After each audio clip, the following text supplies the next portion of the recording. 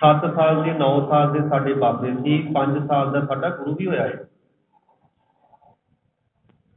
ਔਰ 4 ਸਾਲ ਦਾ ਸਾਹਿਬਜ਼ਾਦਾ ਅਜੇ ਸਿੰਘ, ਬਾਬਾ ਅਜੇ ਸਿੰਘ ਬੰਦਾ ਸਿੰਘ ਬਹਾਦਰ ਦਾ ਪੁੱਤਰ ਵੀ ਹੋਇਆ ਹੈ। ਇਸ ਕਰਕੇ ਉਮਰ ਦਾ ਕੋਈ ਤਕਾਜ਼ਾ ਨਹੀਂ ਹੈ, ਜੋ ਬੱਚਿਆਂ ਨੂੰ ਸਿਖਾਓਗੇ ਉਹਨਾਂ ਨੇ ਉਹ ਸਿੱਖ ਲੈਣਾ ਹੈ। ਕਿਰਪਾ ਕਰਿਓ ਜੇ ਬੇਨਤੀ ਪ੍ਰਵਾਨ ਕਰਿਓ, ਚੁੱਪ ਦਾ ਦਾਨ ਬਖਸ਼ੋ। ਜਾਓ, ਸ਼ਬਦ ਆਪ ਜੀ ਨੇ ਸਰਵਣ ਕੀਤਾ ਸੀ ਹੁਣੇ ਹੁਣੇ ਭਾਈ ਸਾਹਿਬ ਜੀ ਹੁਣਾਂ ਪਾਸੋਂ, ਪੂਤਾ ਮਾਤਾ ਕੀ ਅਸੀਸ। ਇਹ ਰਹਾਉ ਵਾਲੀ ਪੰਕਤੀ ਹੈ ਜੀ, ਸ਼ਬਦ ਤੇ ਆਪਾਂ ਸਾਰਿਆਂ ਨੇ ਸੁਣਿਆ ਹੀ ਹੈ। ਪੰਜਵੇਂ ਪਾਤਸ਼ਾਹ ਮਹਾਰਾਜ ਦਾ ਸ਼ਬਦ ਹੈ, ਗੂਜਰੀ ਰਾਗ ਵਿੱਚ ਸਭਾਇਮਾਨ ਹੈ। ਔਰ ਆਪਾਂ ਇਸ ਸ਼ਬਦ ਨੂੰ ਹੀ ਵਿਚਾਰ ਲਈਏ ਤੇ ਮੈਨੂੰ ਲੱਗਦਾ ਕਿ ਬਹੁਤ ਕੁਝ ਜਿਹੜਾ ਸੁਖਾਲਾ ਹੋ ਜਾਵੇਗਾ। ਇੱਕ ਮਾਂ ਦੇ ਕੀ ਫਰਜ਼ ਨੇ ਇਹਦੇ ਵਿੱਚੋਂ ਸਮਝ ਲੱਗ ਜਾਣੀ। ਇੱਕ ਮਾਂ ਆਪਣੇ ਪੁੱਤਰ ਨੂੰ ਅਸੀਸ ਦੇ ਰਹੀ ਹੈ, ਆਸ਼ੀਰਵਾਦ ਦੇ ਰਹੀ ਹੈ। ਪੂਤਾ, ਪੂਤਾ ਦਾ ਭਾਵ ਅਰਥ ਕੀ ਪੁੱਤਰ, ਮਾਤਾ ਕੀ ਅਸੀਸ, ਇੱਕ ਮਾਂ ਦੀ ਤੈਨੂੰ ਅਸੀਸ ਹੈ। ਹੁਣ ਇਸੇ ਸ਼ਬਦ ਨੂੰ ਸਮਝਣਾ ਥੋੜਾ ਜਿਹਾ ਧਿਆਨ ਨਾਲ ਕਿ ਮਾਂ ਨੇ ਆਪਣੇ ਪੁੱਤਰ ਨੂੰ ਅਸੀਸ ਕੀ ਦਿੱਤੀ ਹੈ। ਇੱਕ ਦੁਨਿਆਵੀ ਮਾਂ ਆਪਣੇ ਪੁੱਤਰ ਨੂੰ ਅਸੀਸ ਕੀ ਦਿੰਦੀ, ਜਾਂ ਪੁੱਤਰ ਤੂੰ ਆਪਣੇ ਕਾਰੋਬਾਰ ਵਿੱਚ ਕਾਮਯਾਬ ਹੋ ਜਾਏ, ਤੂੰ ਨੌਕਰੀ ਤੇ ਚੱਲਿਆ ਚੜ੍ਹਦੀ ਕਲਾ ਹੋਵੇ, ਤੂੰ ਕਾਰੋਬਾਰ ਖੋਲ੍ਹਣ ਲੱਗਾ ਲਾਹੇਵੰਦ ਹੋਵੇ। ਇੱਕ ਮਾਂ ਆਪਣੇ ਪੁੱਤਰ ਨੂੰ ਇਹ ਅਸੀਸ ਦਿੰਦੀ ਹੈ, ਤੇਰੀ ਲੰਮੀ ਉਮਰ ਹੋਵੇ, ਤੂੰ ਤੰਦਰੁਸਤ ਹੋਵੇ। ਪਰ ਜਿਸ ਗੁਰੂ ਦੀ ਗੋਦ ਵਿੱਚ ਆਪਾਂ ਬੈਠੇ ਹਾਂ, ਉਹ ਗੁਰੂ ਸਾਹਿਬ ਜੀ ਸਾਨੂੰ ਕੀ ਸਮਝਾ ਰਹੇ ਨੇ, ਇਸ ਮਾਂ ਨੂੰ ਕੀ ਸਮਝਾ ਰਹੇ ਨੇ ਵੀ ਆਪਣੇ ਪੁੱਤਰ ਨੂੰ ਕਿਹੜੀ ਅਸੀਸ ਦੇਣੀ ਹੈ। ਇੱਕ ਬੇਨਤੀ ਹੋਰ ਪ੍ਰਵਾਨ ਕਰ ਲਿਓ, ਬੰਦੇ ਦਾ ਅਖਬਾਰ ਪੜ੍ਹੇ ਤਾਂ ਉਹਦਾ ਮਨ ਲੱਗ ਜਾਂਦਾ ਅਖਬਾਰ ਵਿੱਚ। ਕੁਝ ਹੈ ਅਖਬਾਰ ਵਿੱਚ, ਕਈ ਵਾਰੀ ਤੇ ਕੁਝ ਏਦਾਂ ਦੇ ਵੀਰ ਵੀ ਹੈਗੇ ਨੇ ਜਿਹੜੇ ਸਵੇਰੇ ਪੜ੍ਹਦੇ ਨੇ, ਸ਼ਾਮਾਂ ਨੂੰ ਫਿਰ ਅਖਬਾਰ ਪੜ੍ਹਦੇ ਨੇ ਉਹੀ ਅਖਬਾਰ, ਕਿਉਂਕਿ ਉਹਦੇ ਵਿੱਚ ਕੁਝ ਹੈ ਲੱਭਣ ਵਾਸਤੇ, ਲੱਭਦਾ ਹੀ ਬੰਦਾ। ਕੋਈ ਰਸਾਲਾ ਪੜ੍ਹ ਰਿਹਾ ਹੈ, ਕੋਈ ਕਿਤਾਬ ਪੜ੍ਹ ਰਿਹਾ ਹੈ। ਕਦੇ ਬੰਦੇ ਨੇ ਆਪਣੇ ਵਿੱਚੋਂ ਕੁਝ ਲੱਭਣ ਦਾ ਯਤਨ ਕੀਤਾ, ਆਪਣੇ ਵਿੱਚੋਂ ਆਪਣੇ ਆਪ ਨੂੰ ਪੜ੍ਹਨ ਦਾ ਯਤਨ ਕੀਤਾ ਹੋਵੇ, ਆਪਣੇ ਆਪ ਵਿੱਚ ਮਨ ਲੱਗ ਜਾਵੇ। ਲੱਗਦਾ ਹੀ ਨਹੀਂ ਬੰਦੇ ਦਾ, ਆਪਣੇ ਆਪ ਵਿੱਚ ਮਨ ਲੱਗਦਾ, ਕਿਉਂਕਿ ਆਪਣੇ ਆਪ ਵਿੱਚ ਹੈ ਹੀ ਕੁਝ ਨਹੀਂ, ਰੱਖਿਆ ਹੀ ਕੁਝ ਨਹੀਂ। ਜਿੱਥੇ ਕੁਝ ਰੱਖਿਆ ਨਾ ਹੋਵੇ, ਜਿੱਥੇ ਕੁਝ ਹੋਵੇ ਨਾ, ਉੱਥੇ ਬੰਦੇ ਦਾ ਮਨ ਨਹੀਂ ਲੱਗਦਾ। ਧਿਆਨ ਦੇਣਾ ਜੀ, ਇੱਥੇ ਅਸੀਂ ਗੁਰੂ ਕੋਲੇ ਆਉਣੇ ਆ, ਸਾਡਾ ਮਨ ਭਲਾ ਕਿਉਂ ਨਹੀਂ ਲੱਗਦਾ ਗੁਰੂ ਕੋਲੇ? ਕਿਉਂਕਿ ਇੱਥੇ ਆਪੇ ਦੀ ਗੱਲ ਹੋ ਰਹੀ ਹੈ, ਅੰਦਰ ਦੀ ਗੱਲ ਹੋ ਰਹੀ ਹੈ। ਬੰਦਾ ਕਿਤੇ ਮਹਿਫਲ ਵਿੱਚ ਬੈਠ ਜਾਵੇ, ਟੀਵੀ ਅੱਗੇ ਬੈਠ ਜਾਵੇ, ਤਾਸ਼ ਖੇਡਣ ਲੱਗ ਜਾਵੇ, ਉਹਦਾ ਮਨ ਲੱਗ ਜਾਂਦਾ ਹੈ, ਉੱਥੇ ਜੁੜ ਜਾਂਦਾ ਹੈ। ਗੁਰੂ ਦੀ ਗੋਦ ਵਿੱਚ ਆ ਜਾਵੇ ਤੇ ਧਿਆਨ ਸਾਡਾ ਟਾਈਮ ਪੀਸ ਵਾਲੇ ਪਾਸੇ ਰਹਿੰਦਾ ਵੀ ਕਦੋਂ ਟਾਈਮ ਹੋਵੇ ਤੇ ਸਮਾਪਤੀ ਹੋਵੇ, ਕੜਾਹ ਪ੍ਰਸ਼ਾਦ ਦੀ ਦੇਗ ਵਰਤੇ ਤੇ ਪ੍ਰਸ਼ਾਦਾ ਪਾਣੀ ਛਕੀਏ ਤੇ ਘਰਾਂ ਨੂੰ ਜਾਈਏ। ਕਿਉਂ ਨਹੀਂ ਮਨ ਟਿਕ ਰਿਹਾ ਇੱਥੇ ਆਣ ਕੇ? ਕਿਉਂਕਿ ਅਸੀਂ ਆਪਣੇ ਆਪ ਵਿੱਚੋਂ ਲੱਭਣ ਦਾ ਯਤਨ ਹੀ ਨਹੀਂ ਕਰ ਰਹੇ, ਆਪਣੇ ਆਪ ਨੂੰ ਪੜਚੋਲਣ ਦਾ ਯਤਨ ਨਹੀਂ ਕਰ ਰਹੇ, ਆਪਣੇ ਆਪ ਨੂੰ ਘੋਖਣ ਦਾ ਯਤਨ ਨਹੀਂ ਕਰ ਰਹੇ।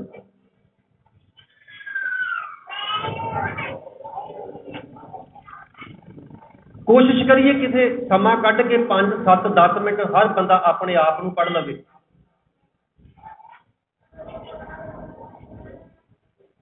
ਮੇਰੇ ਪਾਤਸ਼ਾਹ ਜੀ ਨੇ ਬਾਣੀ ਅੰਦਰ ਬੜਾ ਪਿਆਰਾ ਜ਼ਿਕਰ ਕੀਤਾ, ਧਿਆਨ ਦੇਣਾ। ਦੇਖੋ, ਆਪਾਂ ਜੇ ਗੁਰੂ ਦੀ ਗੋਦ ਵਿੱਚ ਆਏ ਹਾਂ ਨਾ, ਤੇ ਮਾਫ਼ ਕਰਿਓ ਜੇ ਮੇਰਾ ਸੁਭਾਅ ਕੁਝ ਇੱਦਾਂ ਦਾ ਹੀ ਹੈ ਵੀ ਆਪਾਂ ਇਕੱਲੇ ਇੱਥੇ ਜੇ ਆਪਾਂ ਨੂੰ ਸਰਦਾਰ ਦਰਸ਼ਨ ਸਿੰਘ ਜੀ ਹੁਣਾਂ ਨੇ ਸਮੂਹ ਪਰਿਵਾਰ ਨੇ ਬੁਲਾਇਆ ਹੈ ਨਾ, ਤੇ ਆਪਾਂ ਨਾਲ ਇਹ ਸਮਾਂ ਬਣਿਆ ਕਿ ਆਪਾਂ ਸਤ ਸੰਗਤ ਕਰ ਲਈ ਹੈ। ਤੇ ਆਪਾਂ ਜੇ ਗੁਰੂ ਦੀ ਗੋਦ ਵਿੱਚ ਆਏ ਆ, ਸਮਰੱਥ ਗੁਰੂ ਕੋਲੇ ਆਏ ਆ, ਤੇ ਇੱਥੋਂ ਕੁਝ ਸਿੱਖਣ ਦਾ ਵੀ ਯਤਨ ਕਰ ਲਈਏ, ਕੁਝ ਸਮਝਣ ਦਾ ਵੀ ਯਤਨ ਕਰ ਲਈਏ। ਐਵੇਂ ਆਏ ਆ ਪਕੌੜੇ ਖਾ ਕੇ ਨਾ ਵਾਪਸ ਮੁੜ ਜਾਈਏ ਕਿਤੇ। ਕੁਝ ਬਾਬੇ ਕੋਲੋਂ ਅਧਿਆਤਮਿਕ ਗਿਆਨ ਵੀ ਲੈ ਲਈਏ।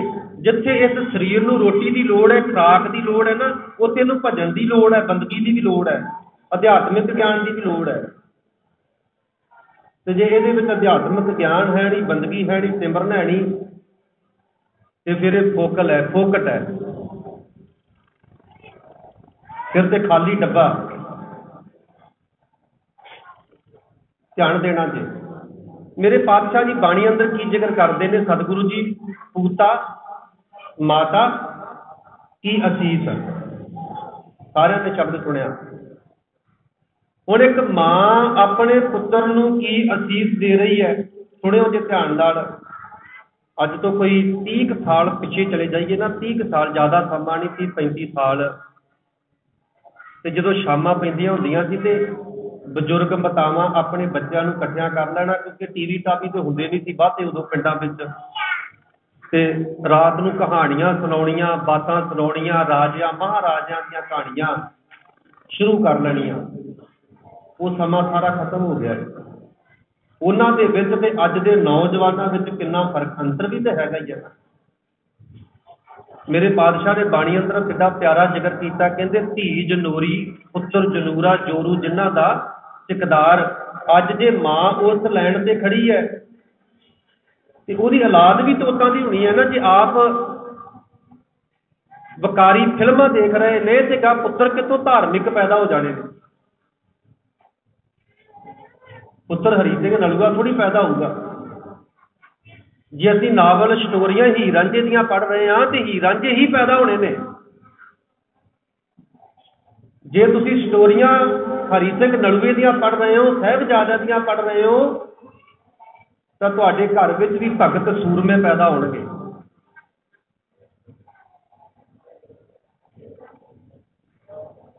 ਮੈਂ ਮਹਾਭਾਰਤ ਇੱਕ ਦਿਨ ਪੜ੍ਹ ਰਿਹਾ, ਸਾਨੂੰ ਪ੍ਰਚਾਰਕ ਹੋਣ ਦੇ ਨਾਤੇ ਹਰ ਗ੍ਰੰਥ ਪੜ੍ਹਨਾ ਪੈਂਦਾ ਜੇ, ਧਿਆਨ ਦਿਓ। ਜਦੋਂ ਆਪਣੀ ਮੰਨੂ ਨੂੰ ਘੇਰਾ ਪੈ ਗਿਆ ਨਾ, ਚੱਕਰਵਿਊਹ ਬਣਾ ਦਿੱਤਾ, ਕਹਿੰਦੇ ਵੀ ਹੁਣ ਇਹ ਚੱਕਰਵਿਊਹ ਟੁੱਟਣਾ ਨਹੀਂ। ਉਹ ਕਹਿੰਦਾ 9 ਦਰਵਾਜ਼ੇ ਚੱਕਰਵਿਊਹ ਦੇ ਜਿਹੜੇ ਮੈਂ ਤੋੜ ਦੇਵਾਂਗਾ। ਉਹ ਕਹਿੰਦੇ ਤੈਨੂੰ ਕਿਵੇਂ ਪਤਾ 9 ਦਰਵਾਜ਼ੇ, ਤੂੰ ਕਿਵੇਂ, ਤੂੰ ਤਾਂ ਸਿੱਖਿਆ ਨਹੀਂ ਲਈ। ਕਹਿੰਦਾ ਮਾਂ ਦੇ ਗਰਭ ਵਿੱਚ ਮੈਂ 9 ਦਰਵਾਜ਼ੇ ਤੋੜਨ ਦੀ ਸਿੱਖਿਆ ਲੈਣੀ ਸੀਗੀ। ਮੇਰੀ ਮਾਂ ਨੇ ਜਦੋਂ ਕਹਾਣੀ ਸੁਣੀ ਨਾ, 9 ਦਰਵਾਜ਼ੇ ਤੋੜਨ ਦੀ ਕਹਾਣੀ ਸੁਣੀ, ਤੇ ਮੈਂ ਸਾਰਾ ਕੁਝ ਹੀ ਸੁਣ ਲਿਆ ਸੀਗਾ, ਮੈਂ ਤੋੜ ਸਕਦਾ। ਮਹਾਂਪੁਰਸ਼ ਇਹ ਗੱਲ ਕਿਆ ਕਰਦੇ ਸੀ, ਜੇ ਮਾਂ ਚਾਹੁੰਦੀ ਹੈ ਕਿ ਮੇਰਾ ਪੁੱਤਰ ਸੂਰਮਾ ਹੋਵੇ, ਮੇਰਾ ਪੁੱਤਰ ਭਗਤ ਜਨ ਹੋਵੇ, ਰੱਬ ਦਾ ਪਿਆਰਾ ਹੋਵੇ, ਚੰਗੇ ਸੰਸਕਾਰਾਂ ਵਾਲਾ ਹੋਵੇ, ਤੇ ਉਸ ਮਾਂ ਨੂੰ ਪੁੱਤਰ ਨੂੰ ਜਨਮ ਦੇਣ ਤੋਂ 1 ਸਾਲ ਪਹਿਲਾਂ ਖੁਦ ਭਗਤ ਨਹੀਂ ਬਣਨਾ ਪਵੇਗਾ। ਜੇ ਮਾਂ ਇਹ ਗੱਲ ਸੋਚਦੀ ਹੈ ਮੇਰਾ ਪੁੱਤਰ ਚੰਗੇ ਸੰਸਕਾਰਾਂ ਵਾਲਾ ਪੈਦਾ ਹੋਣਾ ਚਾਹੀਦਾ ਹੈ, ਤੇ 1 ਸਾਲ ਪਹਿਲਾਂ, ਜਨਮ ਦੇਣ ਤੋਂ 1 ਸਾਲ ਪਹਿਲਾਂ ਉਹਨੂੰ ਖੁਦ ਭਗਤ ਨਹੀਂ ਬਣਨਾ ਪਵੇਗਾ। ਕਿਉਂਕਿ ਜੇ ਪਾਣੀ ਮਾਂ ਪੀਂਦੀ ਹੈ ਤੇ ਬੱਚੇ ਨੂੰ ਮਾਂ ਦੇ ਗਰਭ ਵਿੱਚ ਹੀ ਉਹ ਪਾਣੀ ਮਿਲ ਰਿਹਾ ਹੈ। ਜੇ ਦੁੱਧ ਮਾਂ ਪੀਂਦੀ ਹੈ ਤੇ ਦੁੱਧ ਵੀ ਬੱਚੇ ਨੂੰ ਮਿਲ ਰਿਹਾ ਹੈ। ਖੁਰਾਕ ਜੋ ਮਾਂ ਖਾਂਦੀ ਹੈ ਉਹ ਬੱਚੇ ਨੂੰ ਮਿਲਦੀ ਹੈ। ਤੇ ਜੋ ਇਸ ਦਿਮਾਗ ਅੰਦਰ ਮਾਂ ਸੋਚ ਰਹੀ ਹੈ, ਕਈ ਵਾਰੀ ਡਾਕਟਰ ਵੀ ਕਹਿੰਦੇ ਨੇ ਗਰਭਵਤੀ ਭੈਣ ਨੂੰ ਕਿ ਭੈਣੇ ਤੂੰ ਮਾੜਾ ਦਿਮਾਗ ਤੇ ਪ੍ਰੈਸ਼ਰ ਨਾ ਪਾਵੀਂ, ਇਹ ਸਾਰਾ ਪ੍ਰੈਸ਼ਰ ਤੇਰੇ ਬੱਚੇ ਤੇ ਪਵੇਗਾ। ਸਰ ਕਹਿੰਦੇ ਆ ਨਾ, ਟੈਨਸ਼ਨ ਵਿੱਚ ਨਾ ਲੱਗੇ ਵੀ ਤੂੰ ਰਿਲੈਕਸ ਰਿਹਾ ਕਰ। ਜੋ ਤੂੰ ਆਪਣੇ ਦਿਮਾਗ ਵਿੱਚ ਸੋਚੇਗੀ, ਜੋ ਤੂੰ ਇੱਥੇ ਲੈ ਕੇ ਬੈਠੀ ਹੋਵੇਗੀ, ਉਹ ਸਾਰਾ ਤੇਰੇ ਬੱਚੇ ਕੋਲੇ ਚਲੇ ਜਾਣਾ। ਇਹ ਡਾਕਟਰ ਅੱਜ ਗੱਲ ਕਹਿ ਰਿਹਾ ਹੈ। ਪਾਤਸ਼ਾਹ ਦੀ ਬਾਣੀ ਕਿੰਨਾ ਸਮਾਂ ਪਹਿਲਾਂ ਸਾਨੂੰ ਇਹ ਗੱਲ ਕਹਿ ਰਹੀ ਹੈ। ਸਤਿਗੁਰਾਂ ਦੀ ਬਾਣੀ ਕਿੰਨਾ ਸਮਾਂ ਪਹਿਲਾਂ ਇਹ ਗੱਲ ਕਹਿ ਰਹੀ ਹੈ। ਬਹੁਤ ਵਾਰੀ ਤੁਸੀਂ ਭਗਤ ਫਰੀਦ ਦੀ ਜਾਂ ਇਤਿਹਾਸ ਵੀ ਸੁਣਿਆ ਹੋਵੇਗਾ ਨਾ। ਭਗਤ ਫਰੀਦ ਦੀ ਮਾਤਾ ਨੇ ਭਗਤ ਫਰੀਦ ਨੂੰ ਭਗਤ ਬਣਾਉਣ ਵਾਸਤੇ ਸ਼ੱਕਰ ਦਾ ਲਾਲਚ ਦੇ ਦਿੱਤਾ, ਗੁੜ ਦਾ ਲਾਲਚ ਦਿੱਤਾ। ਨਮਾਜ਼ ਪੜ੍ਹਦੀ ਹੈ ਮਾਂ, ਤੇ ਇੱਕ ਦਿਨ ਛੋਟਾ ਜਿਹਾ ਭਗਤ ਫਰੀਦ ਮਾਂ ਨੂੰ ਪੁੱਛਦਾ, ਮਾਂ ਆ ਤੂੰ ਇਦਾਂ ਹੱਥ ਕਰ ਲੈਂਦੀ ਹੈ, ਮੁਸਲਮਾਨਾਂ ਦਾ ਆਪਾਂ ਹੱਥ ਜੋੜਦੇ ਆ, ਮੁਸਲਮਾਨ ਹੱਥ ਐ ਕਰ ਲੈਂਦੇ ਨੇ। ਮਾਂ ਇਹ ਤੂੰ ਕੀ ਕਰਦੀ ਹੈ? ਕੁਝ ਜ਼ੁਬਾਨ ਤੋਂ ਮੂੰਹ ਤੋਂ ਕੁਝ ਬੋਲਦੀ ਹੈ, ਤੇਰੇ ਬੁੱਲ ਹਿਲਦੇ ਨੇ, ਮਾਂ ਕੀ ਪੜ੍ਹਦੀ ਹੈ?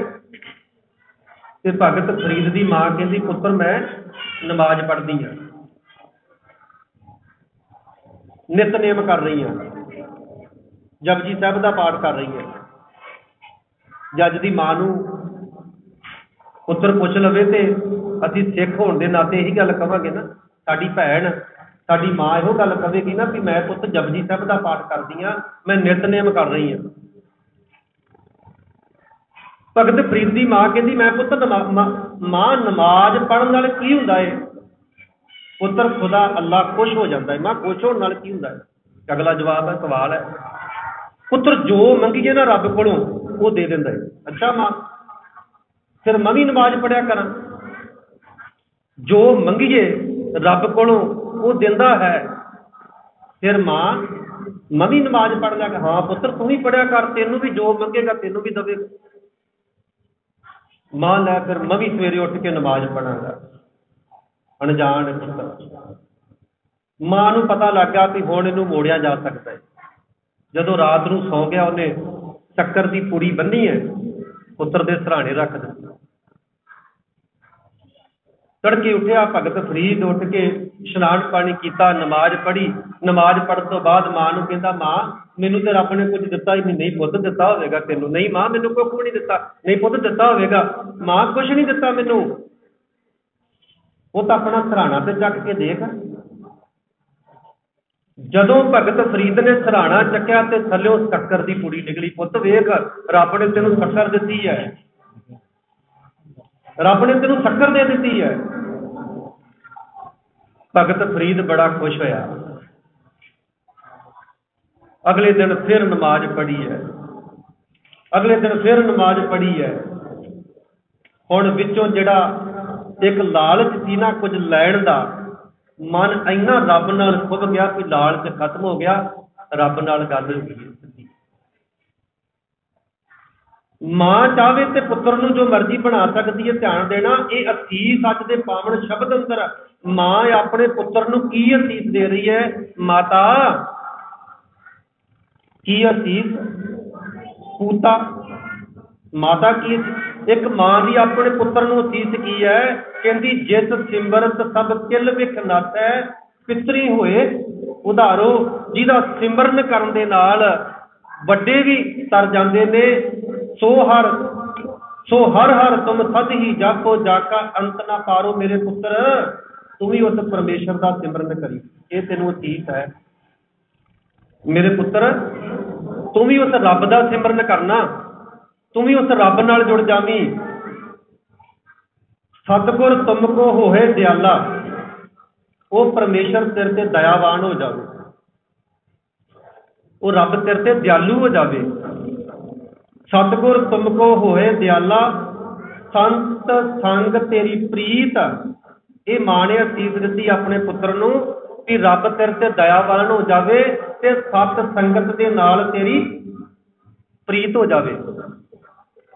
ਇੱਕ ਗੱਲ ਨੋਟ ਕਰਿਓ ਮੇਰੀਓ ਭੈਣੋ, ਕਿ ਅੱਜ ਦੀ ਮਾਂ ਆਪਣੇ ਪੁੱਤਰ ਨੂੰ ਇਹ ਅਸੀਸ ਦਿੰਦੀ ਹੈ ਭਲਾ? ਕਦੇ ਮਨਾਂ ਅੰਦਰ ਝਾਤੀਆਂ ਮਾਰ ਕੇ ਦੇਖਿਓ ਤੁਸੀਂ। ਮੇਰੀਆਂ ਸਤਿਕਾਰਯੋਗ ਮੇਰੀਆਂ ਬੱਚੀਆਂ, ਮੇਰੀਆਂ ਮਾਵਾਂ, ਮੇਰੀਆਂ ਭੈਣਾਂ ਬੇਟੀਆਂ ਨੇ, ਕਿਤੇ ਆਪਣੇ ਕਿਉਂਕਿ ਆਪਾਂ ਗੱਲ ਪਹਿਲਾਂ ਕੀਤੀ ਵੀ ਆਪਾਂ ਆਪਣੇ ਆਪ ਨੂੰ ਖੋਜਣਾ ਹੈ। ਕਿਤੇ ਤੁਸੀਂ ਆਪਣੇ ਪੁੱਤਰ ਨੂੰ, ਆਪਣੇ ਪੋਤਰੇ ਨੂੰ ਅਸੀਸ ਦਿੱਤੀ ਹੋਵੇ ਵੀ ਜਾ ਪੁੱਤਰ ਤੇਰੀ ਸਤ ਸੰਗਤ ਦੇ ਨਾਲ ਪ੍ਰੀਤੀ ਬਣ ਜਾਵੇ। ਜਿੱਥੇ ਗੁਰੂ ਘਰ ਆਣ ਕੇ ਸਤ ਸੰਗਤ ਹੁੰਦੀ ਹੈ, ਉੱਥੇ ਤੇਰੀ ਪ੍ਰੀਤ ਜੁੜ ਜਾਵੇ, ਤੇਰਾ ਧਿਆਨ ਉੱਥੇ ਲੱਗ ਜਾਵੇ। ਕਦੀ ਆਪਣੇ ਪੁੱਤਰ ਨੂੰ ਅਸੀਸ ਦਿੱਤੀ ਹੋਵੇ ਵੀ ਸ਼ਾਮਾਂ ਨੂੰ ਜਾ ਕੇ ਰਹਿ ਰਾਸ ਹੁੰਦੀ ਹੈ, ਗੁਰਦੁਆਰਾ ਸਾਹਿਬ ਜਾ ਕੇ ਬੈਠਿਆ ਕਰ ਪੁੱਤ, ਰਹਿ ਰਾਸ ਸੁਣ ਕੇ ਆਇਆ ਕਰ। ਅੰਮ੍ਰਿਤ ਵੇਲੇ ਬਾਣੀ ਪੜ੍ਹੀ ਜਾਂਦੀ ਹੈ, ਜ਼ਿਆਦਾ ਨਹੀਂ ਤੇ ਘਰੇ ਤੂੰ ਪੁੱਤਰ ਸਕੂਲੇ ਜਾਣ ਲੱਗਾ ਜਪਜੀ ਸਾਹਿਬ ਦਾ ਪਾਠ ਕਰਕੇ ਚਲ ਜਾ ਕਰ। ਕਿੰਨੀਆਂ ਕੁ ਮਾਵਾਂ ਐਸੀਆਂ ਹੋਣਗੀਆਂ ਜਿਹੜੇ ਆਪਣੇ ਪੁੱਤਰ ਨੂੰ ਕਹਿੰਦੀਆਂ ਜਾਣ ਲੱਗਾ, ਸਕੂਲੇ ਜਾਣ ਲੱਗਾ ਜਪਜੀ ਸਾਹਿਬ ਦਾ ਪਾਠ ਕਰਕੇ ਜਾਇਆ ਜਾ? ਬਹੁਤ ਘੱਟ। ਹੁਣ ਇੱਥੇ ਪੰਜਵੇਂ ਪਾਤਸ਼ਾਹ ਮਹਾਰਾਜ ਕੀ ਕਹਿ ਰਹੇ ਨੇ ਕਿ ਇਹ ਇੱਕ ਮਾਂ ਆਪਣੇ ਪੁੱਤਰ ਨੂੰ ਕੀ ਅਸੀਸ ਦੇ ਰਹੀ ਹੈ ਕਿ ਤੈਨੂੰ ਰੱਬ ਜਿਹੜਾ ਹੈ ਉਹ ਵਿਸਰੇ ਨਾ, ਤੇਰੀ ਪ੍ਰੀਤੀ ਗੁਰੂ ਨਾਲ ਬਣ ਜਾਵੇ। तेरी प्रीति सत संगत दे नाल बन जावे। सतगुर तुमको होए दयाला, संत संग तेरी प्रीत, कापड़ पत परमेश्वर राखी, भोजन कीर्तन नीत। जिवें तैनूं भोजन की लोड़ पैंदी है ना मेरे पुत्र तैनूं भोजन की लोड़ पैंदी है, इसे तरह तेरी कीर्तन के नाल मन जुड़ जावे, नित जुड़ जावे। जिवें तू हर 2 टाइम 3 टाइम भोजन खाना, तू कीर्तन भी करया करे। जिवें कपड़ा तेरा तेरी पत रख लेंदा है, कपड़ा तेरा नगेज ढकदा है, वो परमेश्वर तेरी पत रखेगा। ये मेरी तेनों असीस है।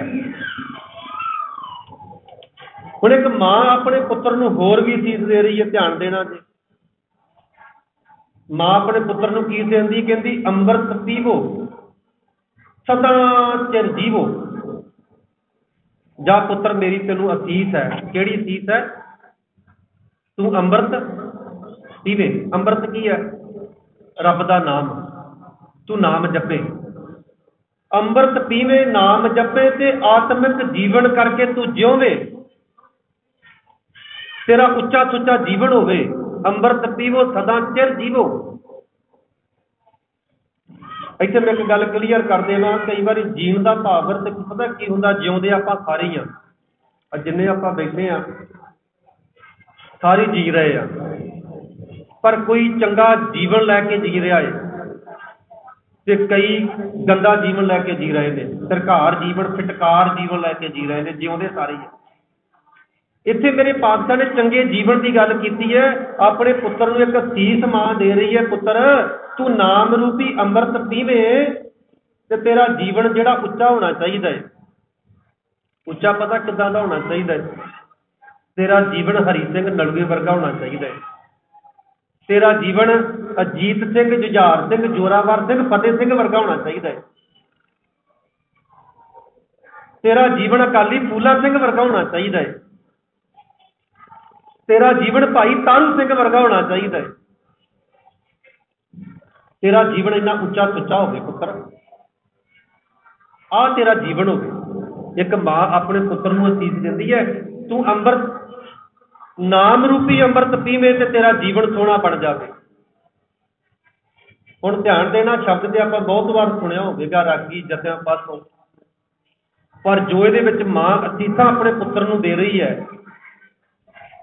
वो असीं समझण दा कदे यतन नहीं किया, बहुत घट समझण दा यतन करते हैं। हुण होर मां असीस दिंदी अपने पुत्र नूं। ध्यान देना जी मेरी भैणों, मैं खास करके संबोधन इधर नूं तां कर रहा भी ये शब्द संबोधन करके मां नूं संबोधन करके वरत्या होया है, माता नूं संबोधन किया होया है। हुण अगली असीस किहड़ी है? पातशाह जी कहंदे भवर तुम्हारा ये मन होवो। भवर का भाव अर्थ हुंदा भौरा। कहंदी पुत्र तेरा मन जिहड़ा भौरा हो जावे। भौरा देखिया, एक छोटा जिहा जानवर जिहदी प्रीति कमल के फुੱਲ नाल हुंदी है। जदों कमल का फुੱਲ खिड़दा है ना, ते भौरा उहदी सुगंधी लैण वास्ते, उहदा रस चूसण वास्ते कमल के फुੱਲ ते जाके बह जांदा है। शामां पै जांदियां, सवेरे खिड़दा है, शामां नूं मुरझा जांदा है।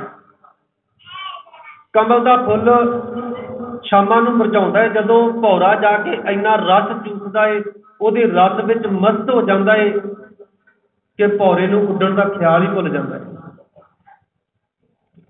एक मां अपने पुत्र नूं कहंदी, पुत्र जदों तू गुरु कोले चले जावे ना, ते तेरी प्रीति भौरे वर्गी होनी चाहिदी है। अज साडी प्रीति है किते भौर वर्गी? मैं पहला बेनती कर रहा कि गुरु की गोद महफल में बह जाइए 2 घंटे 4 घंटे 5 घंटे, समय का पता नहीं चलता। बंदा किते ताश खेडन लग जाए, कहता चल एक बाजी होर ला लेने, फिर ही जाने घर नूं। शहर का तो मैनूं पता नहीं, पिंडां 'च तो इदां बहुत कुछ हुंदा। एक जगह बनी हुंदी है, उहनूं सੱਤ कह दिंदे ने। उत्थे हुण ते NRI वीरां ने उत्थे उत्तेले बन्ने फाइबर भी लवा दी भी किते मींह आ जाए तो बजुर्गों को उठ के घर नूं ना जाना पै जाए। किते तख्त खोज सोहणे लवा दिते ने, गद्दे लवा दिते ने भी ताश खेडो, खूब ताश खेडो। कभी किसी ने कहा कि चल गुरु घर जाके सत संगत भी कर लिया कर अपने प्यारिया बजुर्गा लोड़ है तेनू लोड़ है गुरु घर जाया कर जाके सत संगत करया कर सेवा करया कर सिमरन करया कर ताश खेडदियां बंदे दा मन नहीं जे अकदा महफल विच बैठियां चक्कियां गल्लां करदियां बंदे दा मन नहीं जे अकदा टीवी गाड़ी बैठिया नाटक ड्रामा फिल्मां देखदियां बंदे दा मन नहीं जे अकदा पर जदों गुरु की गोद में आ जाता है ना इत्थे आण के बंदे का मन अक जाता है।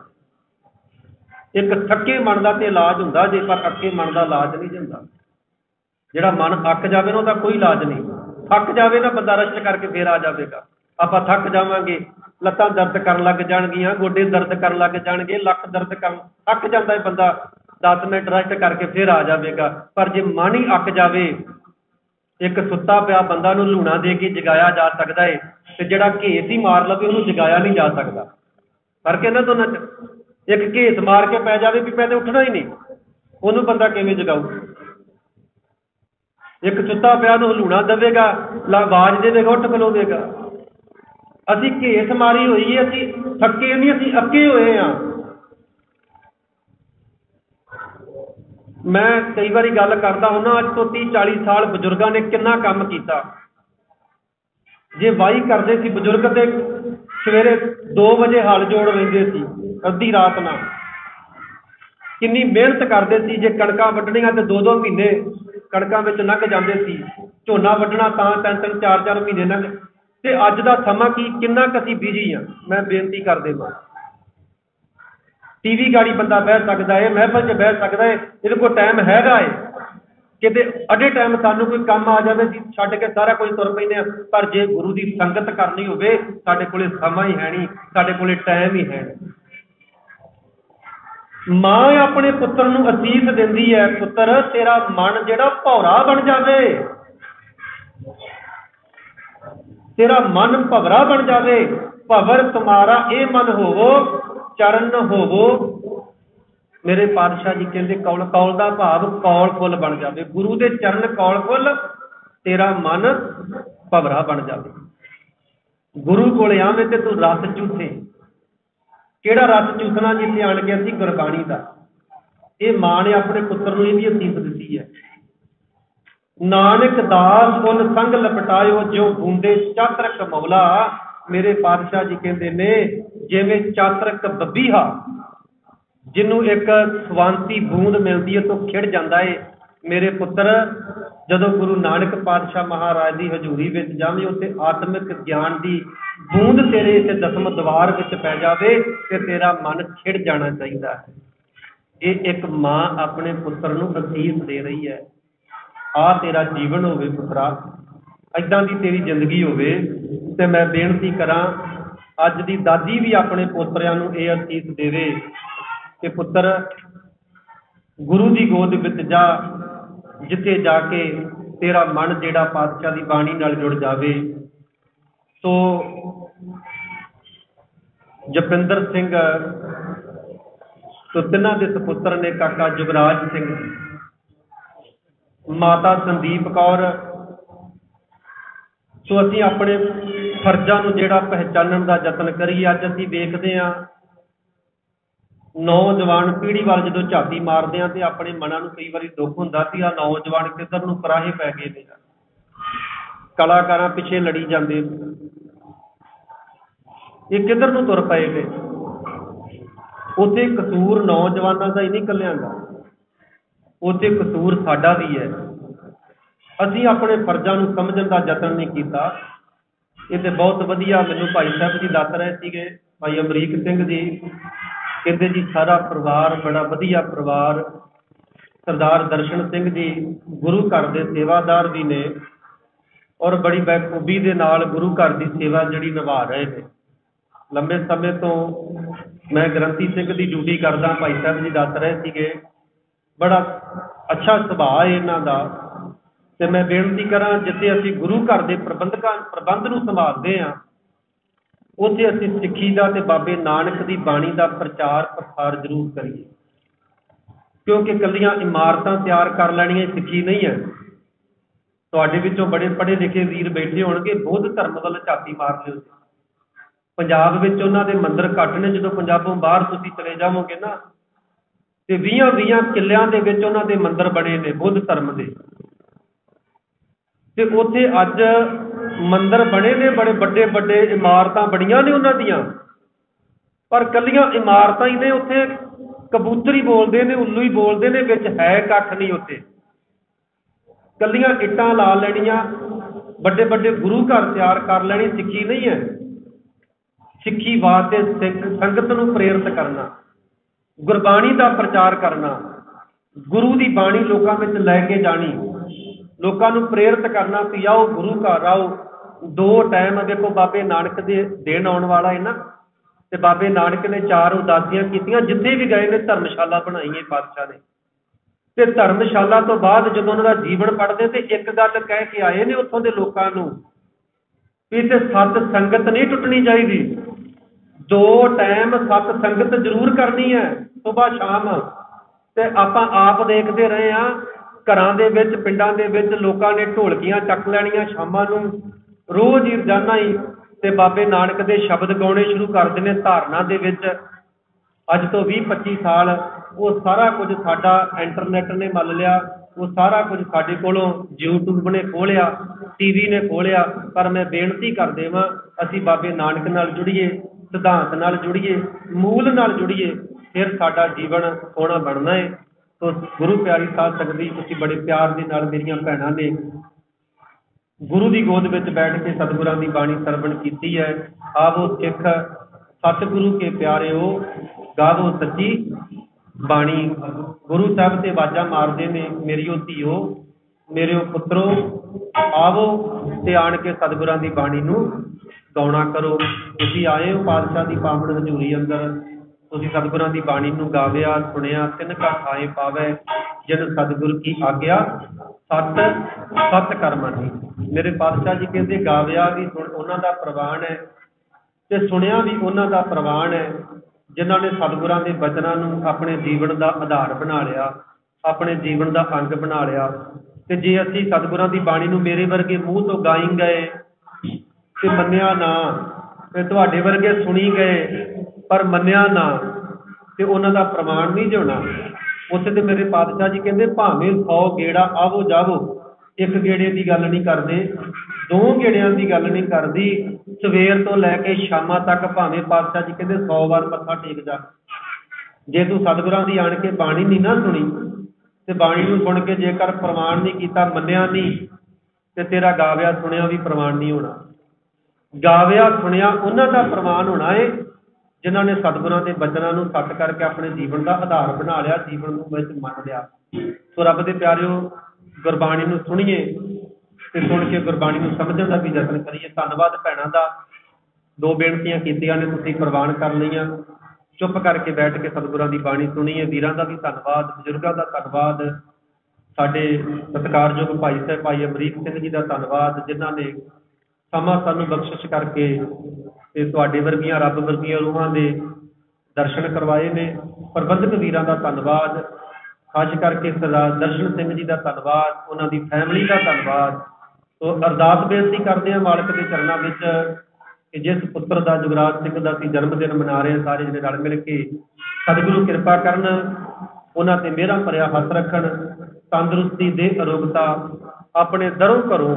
ਖਾਸ ਜਿਹੜੀ ਇਹ ਮੰਗ ਹੈ, ਆਪਾਂ ਅਰਦਾਸ ਵੀ ਕਰਦੇ ਹਾਂ ਤੇ ਉਹਦੇ ਵਿੱਚ ਕੁਝ ਮੰਗਾਂ ਪਾਤਸ਼ਾਹ ਨੇ ਸਨਮੁਖ ਕੀਤੀਆਂ ਨੇ। ਬਖਸ਼ੋ ਜੀ ਸਿੱਖਾਂ ਨੂੰ ਸਿੱਖੀ ਦਾਨ, ਬਖਸ਼ੋ ਜੀ ਸਿੱਖਾਂ ਨੂੰ ਸਿੱਖੀ ਦਾਨ, ਕੇਸ ਦਾਨ, ਰਹਿਤ ਦਾਨ, ਵਿਵੇਕ ਦਾਨ, ਵਿਸਾਹ ਦਾਨ, ਭਰੋਸਾ ਦਾਨ, ਦਾਨਾ ਸਰਦਾਨ, ਨਾਮ ਦਾਨ। ਸ੍ਰੀ ਅੰਮ੍ਰਿਤਸਰ ਸਾਹਿਬ ਜੀ ਦੇ ਦਰਸ਼ਨੀ ਇਸ਼ਨਾਨ। ਇਹਨਾਂ ਵਿੱਚੋਂ ਜਿਹੜੀ ਸਿਰਮੌਰ ਮੰਗ ਹੈ ਉਹ ਪਾਤਸ਼ਾਹ ਦੇ ਨਾਮ ਦੀ ਮੰਗ ਹੈ। ਅਸੀਂ ਅਰਦਾਸ ਬੇਨਤੀ ਕਰਦੇ ਹਾਂ ਕਿ ਬੱਚਾ ਜਿਹੜਾ ਹੈ ਭਗਤ ਜਨ ਬਣੇ, ਸੂਰਮਾ ਬਣੇ ਤੇ ਗੁਰਬਾਣੀ ਦਾ ਗਿਆਤਾ ਹੋਵੇ। ਸਤਿਗੁਰੂ ਜੀ ਕਿਰਪਾ ਕਰਨ, ਆਪਣੇ ਦਰੋਂ ਘਰੋਂ ਗੁਰਸਿੱਖੀ ਜੀਵਨ ਨਾਮ ਦੀ ਦਾਤ ਸਤਿਗੁਰੂ ਜੀ ਬਖਸ਼ਿਸ਼ ਕਰਨ। ਆਈਆਂ ਸੰਗਤਾਂ ਦਾ ਧੰਨਵਾਦ ਜੀ। ਵਾਹਿਗੁਰੂ ਜੀ ਕਾ ਖਾਲਸਾ, ਵਾਹਿਗੁਰੂ ਜੀ ਕੀ ਫਤਿਹ।